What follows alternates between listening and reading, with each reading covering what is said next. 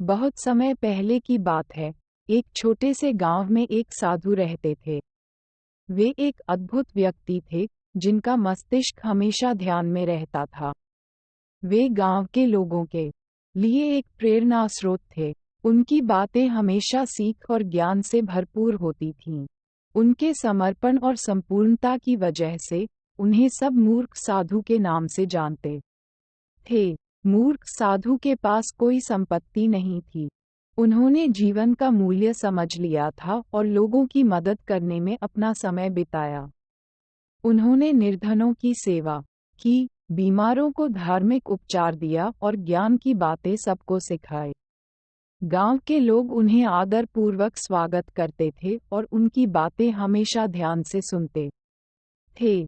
एक दिन गांव का राजा मूर्ख साधु के बारे में सुनकर बहुत चकित हुआ। उनके बारे में सुनकर राजा ने निर्णय लिया कि वह उनसे मिलना चाहते हैं। राजा ने अपने मंत्री को इसकी जांच करने के लिए भेजा। मंत्री गांव जाकर उनके बारे में सभी जानकारी लेकर वापस आए, लेकिन वह मूर्ख साधु नहीं मिले। राजा ने निराश होकर वापस अपने महल की ओर चले गए। बाद में एक अन्य गांव के राजा ने भी मूर्ख साधु के बारे में सुना और उनसे मिलने की इच्छा रखी। उन्होंने अपने सेनापति को भेजा और उन्हें ढूंढने का आदेश दिया। सेनापति गांव में पहुंचा और मूर्ख साधु को ढूंढने की कोशिश की, लेकिन वह भी नाकाम रहा। इससे राजा बहुत चिंतित हुए और उन्होंने देश के अन्य राजाओं से मदद मांगी।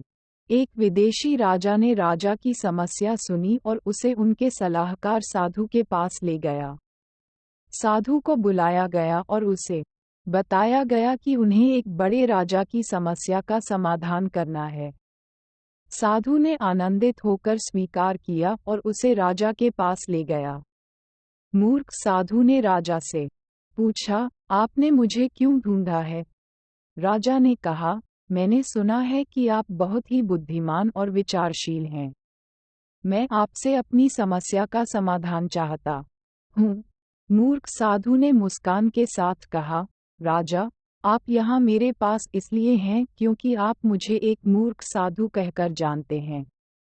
लेकिन क्या आपको ये पता है कि सच्ची बुद्धिमत्ता वही होती है जो अनुभव से प्राप्त होती है? आपको यहाँ मेरे पास आकर समस्या का समाधान चाहिए, लेकिन मैंने अभी तक किसी भी समस्या का समाधान नहीं प्राप्त किया है। राजा हैरान रह गए और पूछा, तो फिर आपके पास कौन सी बुद्धिमत्ता है? मूर्ख साधु ने प्रश्न का उत्तर दिया, मेरी बुद्धिमत्ता ये है कि मैं अपनी मूर्खता को स्वीकारता हूँ। मैं अपने आप को नीचा नहीं करता हूँ और सोचता हूँ कि मैं सबके सामर्थ्य का मान लूँ। जब मैं किसी समस्या का समाधान नहीं जानता हूँ, तो मैं उसे स्वीकार करता हूँ और दूसरों की मदद के लिए उन्हें निर्देशित करता हूँ। मेरी बुद्धिमत्ता यह है कि मैं निरंतर सीखने की तत्पर रहता हूँ और अपनी समझ और ज्ञान को बढ़ाता रहता हूँ। राजा ने समझा कि वह अपनी घमंड से बाहर आने की आवश्यकता है और उन्होंने मूर्ख साधु से माफी मांगी। वे कहने लगे, मुझे खेद है, महाराज, कि मैंने आपको मूर्ख साधु कहा। मेरी बहुत बड़ी गलती हुई है। कृपया मुझे माफ करें। मूर्ख साधु ने आदरपूर्वक उन्हें संबोधित किया और कहा, राजा, कोई बात नहीं। हम सभी मूर्ख हैं, बस कुछ लोग ये समझ लेते हैं और कुछ नहीं। आपने आपकी गलती स्वीकार की है, जो बहुत ही महत्वपूर्ण है।